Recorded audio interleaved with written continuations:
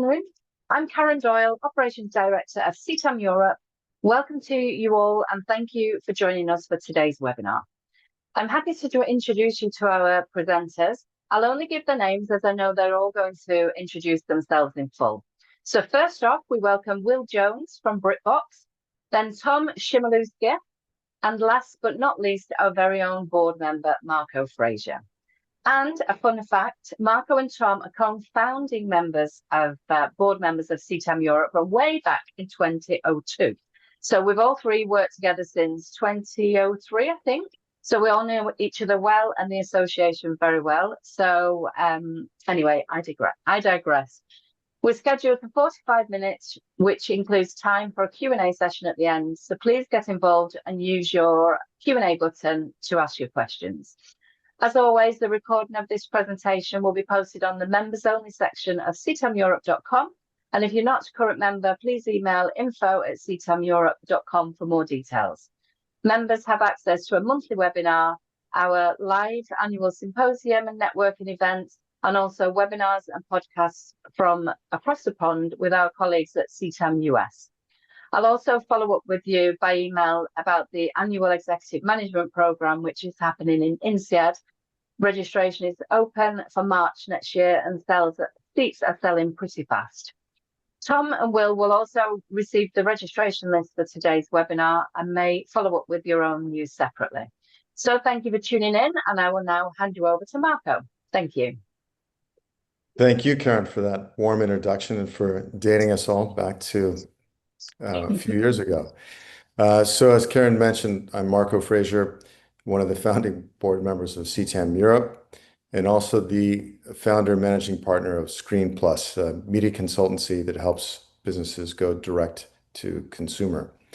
Thank you so much for joining us today for CTAM Europe's seminar entitled "The World is Watching: Getting SVOD Right at a Global Scale."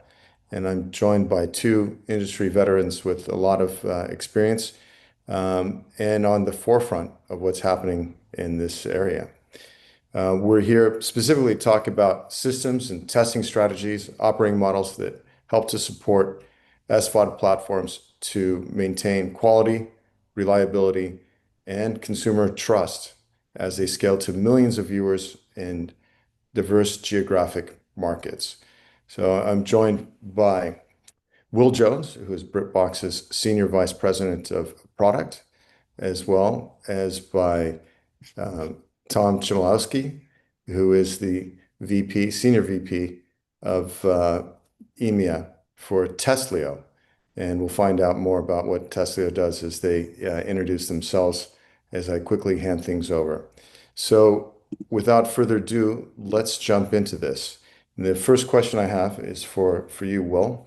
After you introduce yourself and a little bit more about what you're doing with BritBox, could you tell us a little bit about what the biggest challenge that BritBox has encountered as you go to scale across different countries in terms of maintaining an experience, a consistent experience for users? There's so many devices that are being used in different markets. So for the identity of your channel, the identity of your brand, and the user experience, tell us a little bit about some of the biggest challenges you face there. Thanks very much, Marco. Thanks for the introduction. And yeah, thanks everyone for attending today. For those that don't know, BritBox International is an ad-free subscription VOD service. And our aim is to bring the best of British TV to our customers. We're currently available in the US, Canada, Australia, and a range of Nordics countries. And we've been fully owned by BBC Studios since about the 1st of March last year. We're available on a whole range of devices, as Marco sort of suggested just now, everything from the usual suspects such as web, mobile, a whole range of TV devices, Apple, Roku, Fire, all that kind of stuff. But we also distribute through other methods as well. So we have a high presence on Prime Video channels, Amazon channels across our markets, Apple TV Plus, the Roku channel, plus as well, perhaps more local partners as well. So we work really closely with Telia in the likes of Norway and Sweden, TV2 Denmark, TV4 Sweden, as well as Prime channels, as we touched on. We currently have over 4 million subscribers, and we have about 8,000 hours of British programming, so always giving our audience sort of something to choose from. But as Marco says, like growing a global business comes with lots of challenges, really. And I guess like I would answer that question by like summarizing perhaps what some of the hard parts are. So whilst we're not here to talk about content today, it does affect, you know, how we build the platform and how we build the technology. So rights and windowing, obviously, they differ by market, which impacts the title availability and the expectation of customers. You know, for example, Coronation Street, which is a big soap brand for us, you know, that's available everywhere except Canada, where, you know, where CBC still holds the right. So it's our job to, one, make sure that we technically serve things in the correct way, but ensure we keep that brand promise and being really clear to our customers about what is available here and now for you to consume. In addition to that, we've got the regulations and the variety within that. Obviously, within Europe, you've got GDPR, especially around Nordics, rules around portability, you know, making sure that if you're, say, for example, a customer in Norway, you can travel anywhere within the EA area and still consume BritBox as though you were back home. And that's something new we had to build on top of what we've done in other areas of the world. But then in Australia, for example, we've got the Privacy Act, and even coming now, like as early as January next year in 2026, there's new age verification laws coming out in the US as well. So lots of moving parts that we always have to keep on top of. Probably another area we may get into a bit more detail as well is everything around payments and tax. You know, different regions have different preferences for how customers want to pay for their content. You know, whether it's mobile wallets in Nordics versus more sort of traditional sort of bundles with telcos, which we're seeing more and more of. And then we've got device fragmentation. So whilst, you know, I could list like 20 to 22 core platforms from Roku to Samsung to LG, even within that, there's a very deep mix of like OS versions, model years, and BritBox with its core demographic, which tends to sort of skew to the older audience. We have to sort of get that balance right of making sure we support a real range of fragmented devices to make sure that customers get the best experience regardless of what device they're on and where they're based as well. Yeah, And sorry to interrupt. Well, a quick question for you on that. So your yeah, sure. demographic is a bit particular. So what does that mean in terms of how far back you have to go and serve legacy-wise? So a good example is on Samsung. We still have to go back as far as like 2016 and 2015 models, and that's quite an interesting point, because even Samsung themselves don't necessarily officially support those model versions. But what I would say is they're a really strong partner and they recognize our need for that. So we work really closely with them.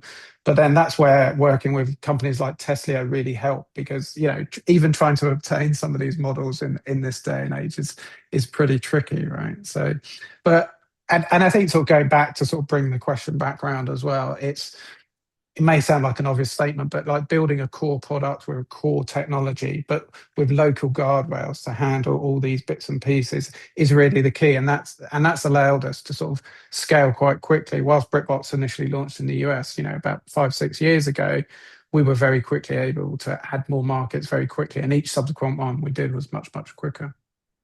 All right. Tom, I'm going to keep you on the hot seat for just a second longer as you wait. And ask Will one more question. So you've touched on the complexities, and there's a lot in that you're covering, from the payment models to all the rest of it. What metrics matter the most? How is success defined? Is it uptime? Is it churn reduction? Is it net promoter score? Is it something else? How do your teams track and act on these quality signals at a scale and for different markets? So I'd break that down into like 3 key areas, and you touched on some of it there, Marco. So number one is like essentially the experience, you know, the quality of that experience. So one of the things, especially from a product point of view, we always talk about is speed to playback. So how quickly does somebody get into the service? How quickly can we serve them the content that we think is relevant for them? And how can they get through to playback? And then obviously within that, you've got first place success rates, you've got startup times, you've got rebuffering. So all that sort of video error, crash-free sessions, you know, are captions accessible, all that kind of stuff. So that's number one.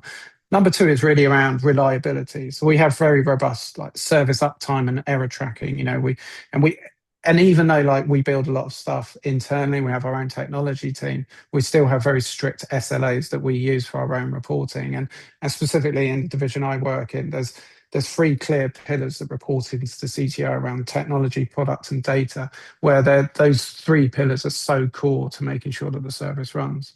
Okay. And then that fits into the third one, which is the business signals. BritBox is a revenue, targeted business. So we're always looking at aspects such as trial to paid conversion, voluntary churn, involuntary churn, and NPS scores, and some stuff you mentioned, Marco. Okay. And Tom, how does Testlio fit into all this? Where do you fit into this ecosystem? Yeah, no, great. Thanks for having us, and thanks, Will, for agreeing to do this webinar. I'm Tom Chmielewski, a VP of EMEA at Testlio. I'm based here in Wimbledon in London. Just brief background, Testlio helps the world's leading brands ship better digital experiences faster with more confidence. So we're a 13-year-old services company founded by an amazing woman from Estonia that offers a managed crowd testing service to provide burstable professional testing on any device in any location in any language with any payment method. So because of that, media and entertainment is our largest industry segment, and leading streaming providers like BritBox have sort of standardized on Testlio, supplementing their in-house QA teams to deliver a flawless OTT and payment experiences. So where we fit in is, as Will explained, let's just take the devices, right? So you got to go, you described 20 to 21 different OTT platforms. Some of them go back 10 years. Samsung, even a company as big as the BBC, which owns BritBox, you don't have a lab that can just have all those devices. It's just impossible. Testlio's network of over 20,000 crowd testers in 150 countries, they bring over 600,000 devices to the table. So when Will needed to do the BritBox 2.0 launch in Australia, Canada, and the US, that he could burst into our professional testers. We only accept 3% who apply. They're doing testing for a lot of the other OTT providers, from Paramount Plus to HBO Max to Hallmark Plus to the NBA and Peacock and so forth. So he can burst into them, and he gets the lab sort of for free. They can go and test on these devices and release with confidence, knowing that it's going to work on those devices in those countries. And similarly, because it's a subscription video on demand service, the key component here is revenue, right? So you have all these different payment methods, and how do you test that? So Testlio provides those testers can go through the payment flow, whether it's Amazon, Rogers, Carrier Pay, credit cards, alternative payment methods, et cetera. So we can do that actual payment, and that's a lot of our value. Excellent. So rolling out across these markets with all those technical complications often means that you're adding new features, updates. What's the secret to maintaining the speed of innovation and, of course, minimizing the risk of errors, and certainly without disrupting the all-important user experience? Because if you turn an audience member off through a bad user experience, they're unlikely to come back and sample you again or maintain paying a subscription. So what do you see, Will, as the key to that? So I think that's a really good question, Marco. And I think it's interesting when we talk about speed, because we obviously always want to bring new features to market and new opportunities, but we also try to balance that with fewer surprises, right? And there's a risk that sometimes you try and go to market too quickly with a feature at the risk of breaking the core experience, And we always talk about people don't have much spare time, not a lot of people perhaps have much disposable money and income. So we find it a privilege that they're available to us, to come and choose BritBox, to come and consume our content and spend their social time with us when they do. So we run on really high service levels, and we use a lot of progressive delivery. So before we launch a feature, we might target certain segments. So that allows us to control, using feature flags to make sure that a feature is working before we release it more widely, stage rollouts, kill switches, all that kind of stuff that allows us to just really try features out with smaller cohorts and then get that confidence, I guess, as well. And then And then we have our own automation and testing, making sure everything works well. But then that's really where it comes back to working with partners such as Testlio. And I would really double down on, and the key is like that confidence, having confidence that, where we're not based in Australia, as much as we've done as much testing as we can, actually having people on the ground, in situ, in their homes, testing on those devices, testing those payment things, just gives us so much confidence, really. Yeah. No, I understand the importance of the testing and also the importance of automation for efficiency. Is AI playing into this from either your side or Will, or from your side, Tom? Yeah, I can take that one first, and Tom, it'd be great to hear what Tesla are doing as well. So we're starting to use AI now more, I would say, to accelerate the quality. So, for example, we're using a lot of AI now to obviously generate, user stories, validate test cases, and all that kind of stuff, as well as, we use AI to summarize app reviews so we understand what's happening with the customer, and that's feeding back to us in a much more efficient way. And we also use it for like speed testing design. So we had an example recently where we launched a new payment wall, where you get to choose the different plans that are available on BritBox. And we came up with a few different options, and we found the way we thought the design would work just didn't resonate very well with customers, and that informed us very quickly to adjust what we were doing before we took it to market. So that's how we're using it to accelerate. But the one thing I would say is still very much human reviewed, and I'm sure everyone who's starting to use AI is trying to find that balance with reliability. But yeah, it'd be great to hear what Tom's got to say as well. Yeah, obviously, Tesla is embracing AI. Sort of as we got pulled into media and entertainment, we're being pulled into AI testing as well. So really, human in the loop testing of AI. So with Tesla, you can de-risk every AI release before it goes live. I mean, as you know, there's AI can hallucinate, so we can reduce hallucinations and biases and vulnerabilities in your AI-powered apps, and we basically, our managed service can embed AI testing, experts into your AI testing workflows. So let me give you two examples. I was on a QBR yesterday with another major streamer who will go unnamed, and they were testing using Google Translate to auto translate their subtitles, because they operate, and they said, hey, can Tesla provide human in the loop here? Because we're getting pressure to say, why aren't you using this? And we came back with testers in the country who did this on actual TVs, with this, and it all came back like, if you do this, I will cancel your service. It's like literally, I mean, they came back and said there's a big black box, it's lagging, it's not working. And that gave them the confidence to go to their management and say, this is not the approach we want to use for our service. I'm not taking anything away from AI translations, but in SVOD, where you have a standard and you're expecting translation and subtitles to match the mouth and be, not cover half the screen with a black box, it just wasn't ready for prime time. So that's a case where we were able to do that very quickly for them. Another is there was a tennis app.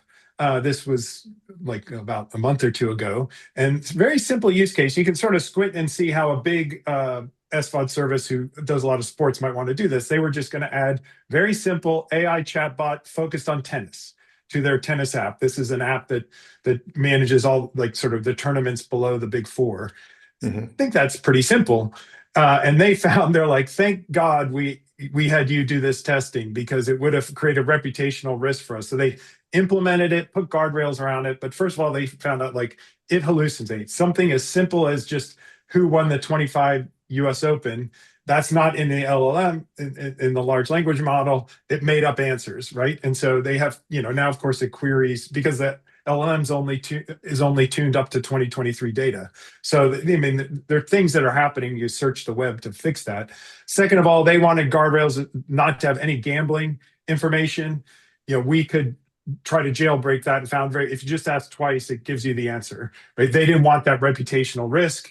And then the CTO came back and said, hey, look, it is very clear to us that with each new release as LM, we have to do human in the loop testing, and Testlio gives us that burstable capability because a lot of our testing is 0 business hour testing. We test overnight over weekends. So you talked about, how rapid we can do things. That was able to keep their innovation cycles faster. So those are the types of things we're seeing in the media entertainment space to start with AI. And I'm sure there's a lot more.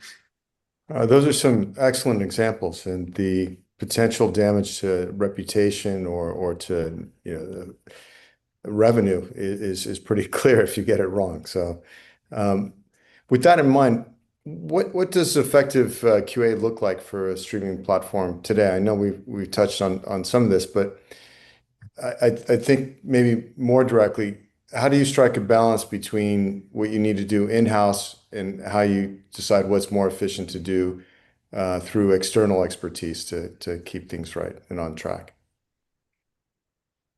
So from our side, we have a lot of internal testing as well. So we put a lot of focus on that, and that's more like the shift left kind of dynamic. So that's all the developer tests, the engineering stuff, making sure APIs, DRM rules, all that kind of stuff are applied really carefully before we come out to a third party. And then I think, and I know we've sort of touched on this a little bit more already, is where we then sort of move outside our doors is really down to that system and device coverage, and I think a good example Tom mentioned there, we had something called BritBox 2.0, which is essentially we launched some new services. So for example, in Australia, back in June, we launched 3 new linear channels. BritBox had never launched linear channels before, but we had an opportunity through some available BBC content that came to us. So not only were we launching a whole new look and feel, we were doing a huge price increase off the back of it, but there was the confidence that a 24/7 channel would run correctly, that testing all the different error scenarios, all the fallbacks and all that kind of stuff as well were really key, really. So. Okay. And somewhat related to that, I've worked for a lot of channels in the past, and I know that rights windowing can be very complex, and also GDPR data can vary quite a bit country to country. How do you approach that? Well, what's the approach for managing that?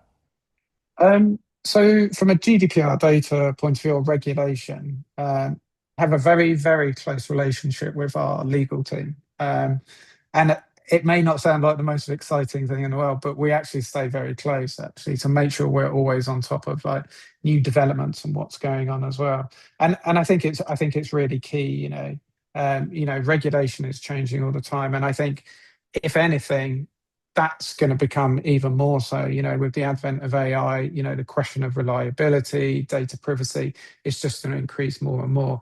And the way we've, I guess, architected our system, whilst I'm not the technology expert, we've built it so that we can add new elements to our system, or what we, I guess, called like service architecture layers, which means we don't have to like rebuild our entire app base. So that gives us the ability to pivot and adapt very quickly as market dynamics change, really. And then, really from the content piece, again, I'm not necessarily the content expert, but it's just making sure we put all the right rules in place in terms of making sure we're serving the right content to the right people. And Mark, I'll just add, we don't do this for BritBox, but part of the power of burstable crowd testing is for other providers like Paramount, CBS distribution. I think we've done it for HeyU and others. They can burst into our testers to do content testing in various countries on platforms because they want to make sure that it's up at the right time. More importantly, the content's down at the right time, that the subs, dubs, all the metadata works, right? So we can do that on the various platforms. When Peacock launches its marquee content like Oppenheimer, they used to sort of test it in-house, and they can supplement it now where at 5 a.m. we can have testers on various platforms look before they even get into the office saying it's all working, or we're seeing an issue on this platform. So the crowd can be leveraged for content management as well, and quality of service. Yeah, I can see why that would be more than useful.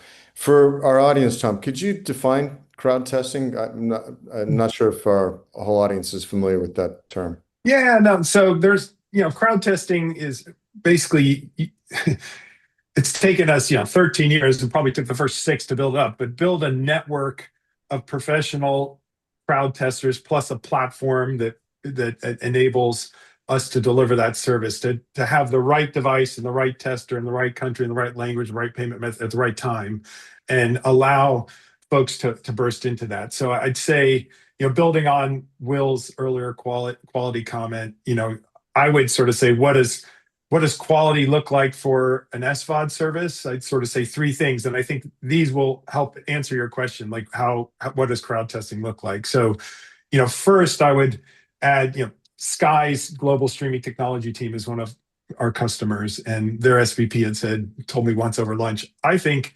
delivering an SVOD platform is one of the most complex technical challenges around today. So just listen what Will said earlier, 22 platforms, going back 10 different years, that OS device combination. I know like our friends at FX Digital have talked about, have some great slides about how complex that is. And so you have that. Then you have payment methods. Always not everybody pays by credit card, right? You have different payment methods, languages, which isn't an issue for BritBox, but Sky's 25 different languages across their countries that they offer. And then the consumer expectations are set by the world's biggest brands out there, the Netflixes, the Googles, the Amazons of the world, right? So in YouTube, so it's got to work. And it's almost impossible to cover that surface area internally. So this is why, particularly in streaming, the crowd has, as Sky said, you've changed the status quo for us.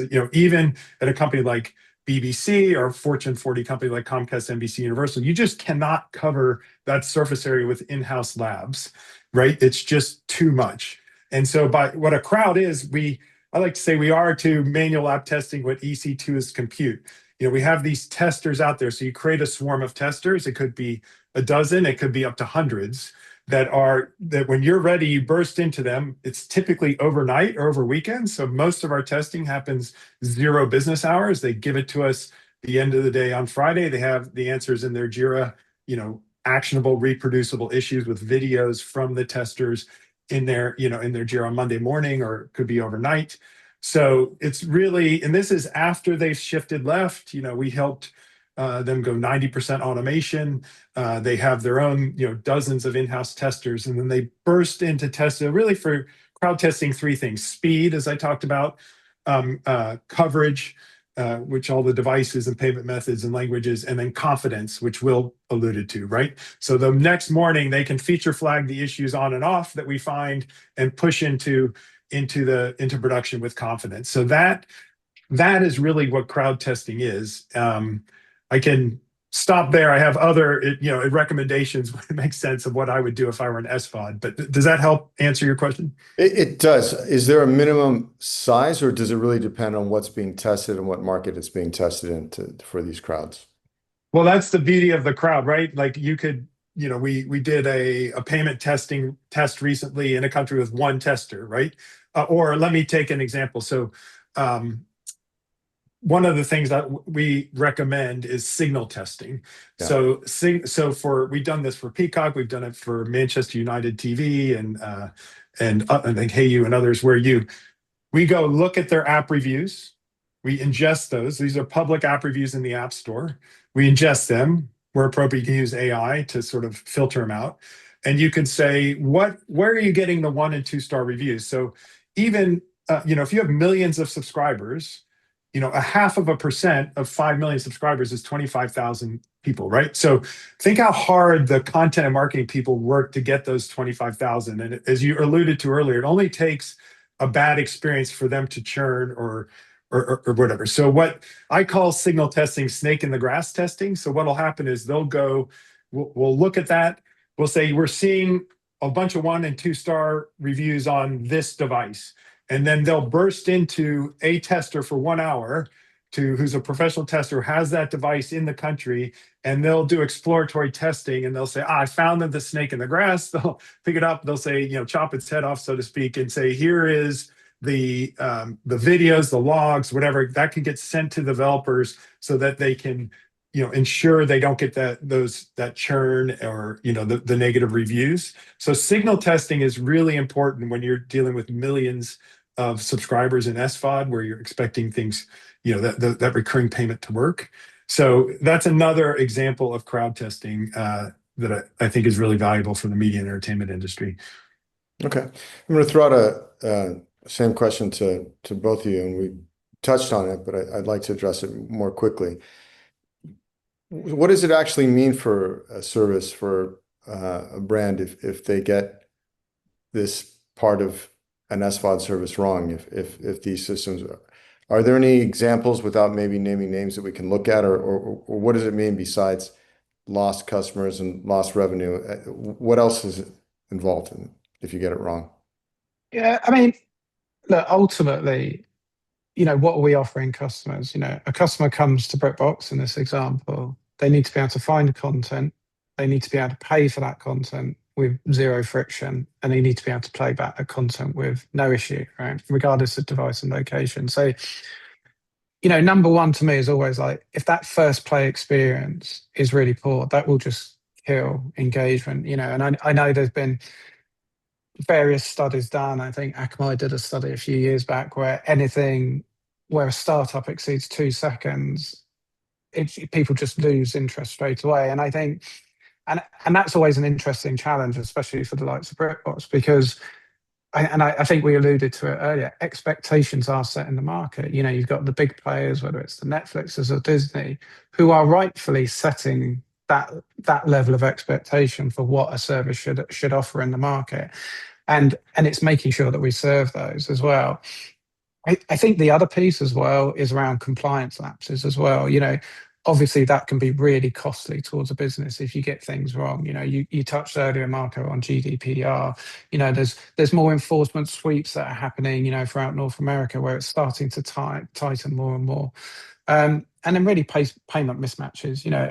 Like I touched on earlier, people need to be able to pay. They need to be able to feel confident that they can pay with no friction. And that can be a challenge, because to offer more and more payment types comes at a cost to the business. So we always have to look at that and say, for the return we're going to get, is that going to serve the need we want without upsetting the customer if we don't offer it, really?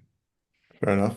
Tom? Yeah, I'd just add to that, payment testing, just like I said, once you create a crowd, and there aren't that many companies that have created a professional crowd, you get pulled into things, just like we got pulled into media entertainment. Well, we got pulled into payment testing, right? And for exactly the reasons Will said, right? So, when you think about it, you can't just pass the corporate credit card around, right? And also what we hear from our customers is, if you do all the payment testing from your office, you get flagged for fraud because all these payments are coming from one IP. So, Sky told me once, they said, we actually now think crowd testing is the ideal way to do payment testing, because you can, let's say you're going to introduce, hypothetically, Ideal in the Netherlands, you really need, everybody pays with Ideal. You need to do that testing. You have to have a Dutch person with an account linked to a bank. Like, how do you do that? Or, testing, we have another webinar where we've done with the head of localization of Roku. So Testlio does all the localization testing for Roku. So that's another area. In addition to payments, that has to work locally. As Nicole said in that webinar, which you can see on our website, she said, we want to make sure that we're not just translated for the market, but we appear to be made for the market. So I think, to Will's point, if you come in and it doesn't seem like that app is made for the market, for the NBA, we look at it and say, well, the way you translated alley-oop isn't really the term that the kids are using in Brazil, right? Yeah. And so we can provide that localization testing, like actual testers in the market, not just with the payment method and the devices, but also the language expertise. And we do this for some of the world's leading social media apps as well, to make sure they come across with the voice they want to. So I think it's a combination of that first impression that Will talked about. I always sit there in all these webinars and conferences, and you have the content, the media person saying, we threw all the ads up, and we got them on the billboards and the buses, and we're driving the users to the content. And I sit there and think, well, what's, as Will said, their metric, the speed to BritBox, right? From the minute they say, hey, I want to watch Belgravia, and they want to get there quickly, but there's a whole bunch of problems in surface area. Do we cover that device? Can they download it? Can they pay? Is the language appropriate? And if you're localized, et cetera. So that's where I think Testlio has really distinguished itself in this space. Fair enough. Some people think that the streaming markets are starting to mature. People are managing their paid subscriptions a little bit more. They're still watching the same amount of content, but they might have a slightly smaller number of services they're paying for. So as the streaming market matures, do you see any looming challenges on the horizon to continue delivering this flawless viewer experience? I think especially like in the context of BritBox, we pride ourselves at the moment on being a very niche service, and I think it's as long as you're delivering the right content in the right way, people will continue to come back. But also it comes back to, as the streaming market continues to mature, you want to make sure those experiences continue to be reliable, and that's why we've been very careful to build a platform that can pivot as perhaps people are going to go to other areas to consume the BritBox app. It might not, today it's D2C.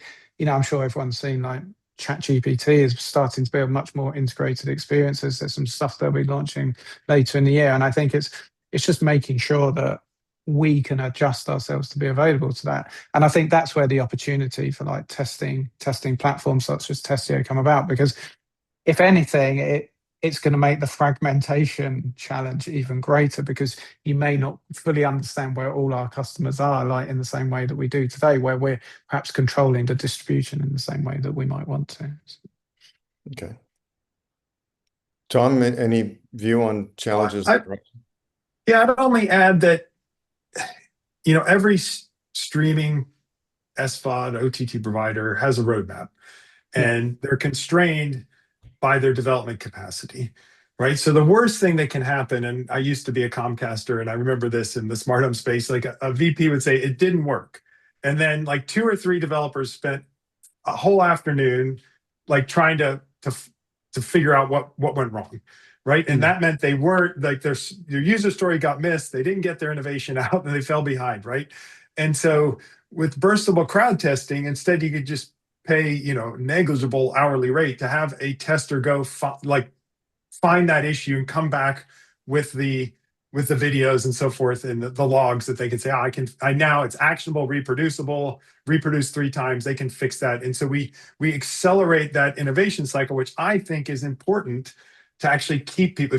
If they're saying, how I want to cut my overall spend across all my SVOD services, well, the first one you're going to pick is the one that's buggy, or you don't like the experience, even if you maybe the content's so great, but if it's a bad experience, it's not working, you're going to just say, forget it, I'm going to cut this. So I think that's where we really help. And then the second thing is, as they introduce these new features, they want to make sure it works. So BBC Studios is another one of our customers. So we've helped them, for example, when they were live streaming the Glastonbury Festival outside of the UK on a whole bunch of devices. That was new innovation for them. And we could make sure that worked. And we do a lot of live stream testing. We've done 4 of the last 5 Super Bowls. We do a lot of pay-per-view on Fox and so forth. So that live stream, you're only live once, right? So that sort of innovation, as you see more and more of that coming in to prop up the subscription, we can do, or just introducing new audios or documentaries and so forth, like we've tested for the BBC Studios across the globe. You don't have those people in the country. So if you want to keep them, you got to make sure it's a great experience. So we, as Arsenal's marketing director once said, what we used to test on our supporters, and now you give us supporters who test. And everything we do is a supporter-first organization. You could say subscriber will, right? So what we give will are subscribers who test, rather than testing on subscribers. And when you test on subscribers, it inevitably leads to churn. And that, I think, in this environment, you don't have that luxury. Yeah, no, very good points. I think we've scratched the surface on a lot of very important issues related to this.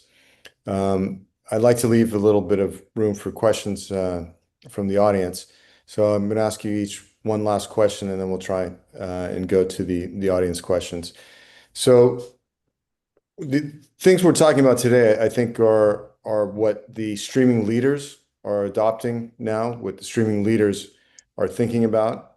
to ensure that their products are as fail-safe as possible. If each of you were to offer one piece of advice to someone who's looking to expand internationally to maintain that consistency across the brand and the user experience without slowing down innovation, what would that one piece of advice be? And let's start with Will. Yeah, great question, Marco. I mean, in its simplest form, it's one core product, right? An architecture that can serve many locals, and by that, I mean, keeping a single strong global experience, but then with the ability to configure at market or brand level, being able to adjust like the brand and what you need to do, and tying that to really core SLAs so that you feel confident that you can always take it to market.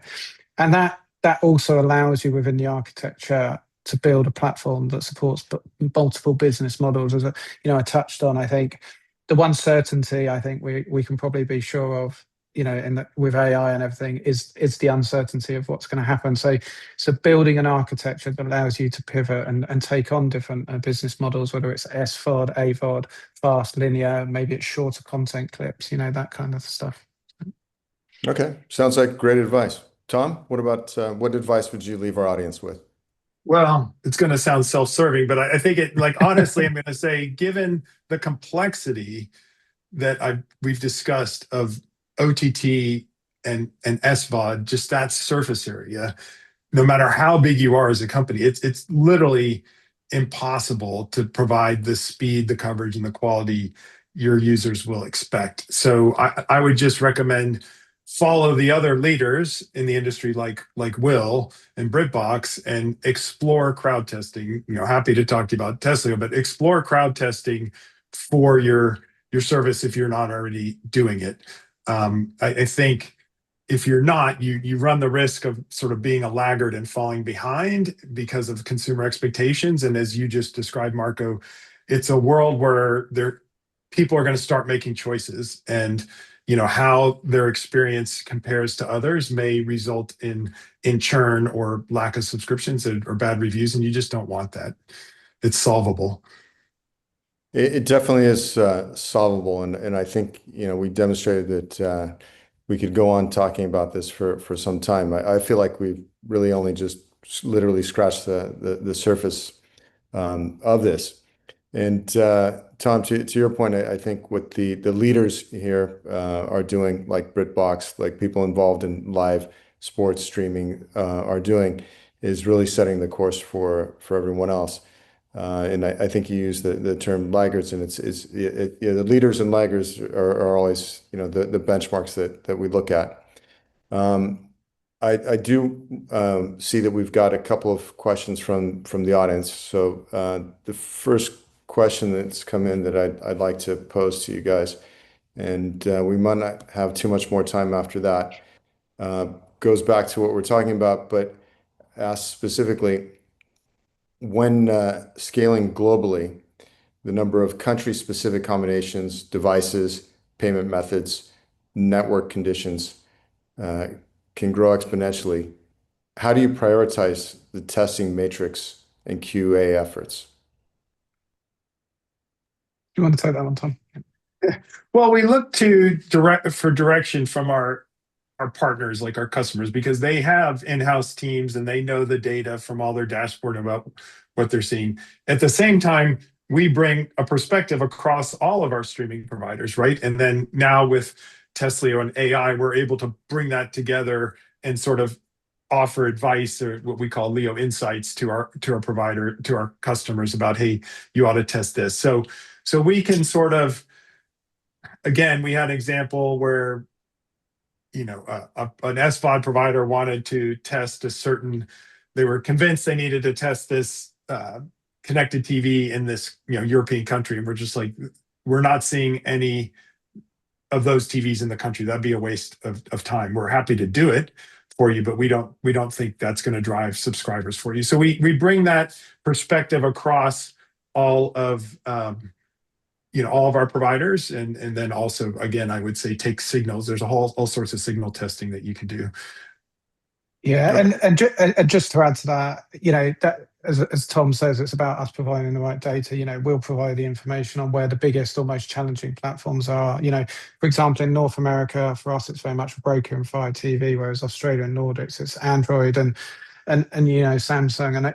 And where we can help is with those platform partnerships. So, for example, we recently launched on Fire TV's new OS, and the collaboration with Amazon to make sure everything was working alongside the work we were doing with Testlio was really crucial in that regard. Yeah, just to supplement final. So we often get asked to test those partner flows to help the SVOD customers, you know, ensure that those B2B partners are living up to their SLAs. So we can be the voice of their end user and really sort of show is that partner living up to the contractual agreements. So that auditability is really helpful as well. Okay. Well, we're at time. So Will, Tom, I'd like to thank you both for the very interesting discussion today. The world is watching, getting SVOD right at global scale. And with that, I'll hand things back over to Karen. Thank you. And perfect timing that. Just finished right on time. Thank you very much to you all three. I'm sure it was very interesting, but it went right over my head. But I'm sure it was fascinating for everybody else because they all stayed on. So thank you very much. So I'll email all attendees tomorrow, and I will include all three of your email addresses just in case there's any more questions that anybody thinks of this afternoon or this evening. So thank you very much, and we will see you again soon. Thank you.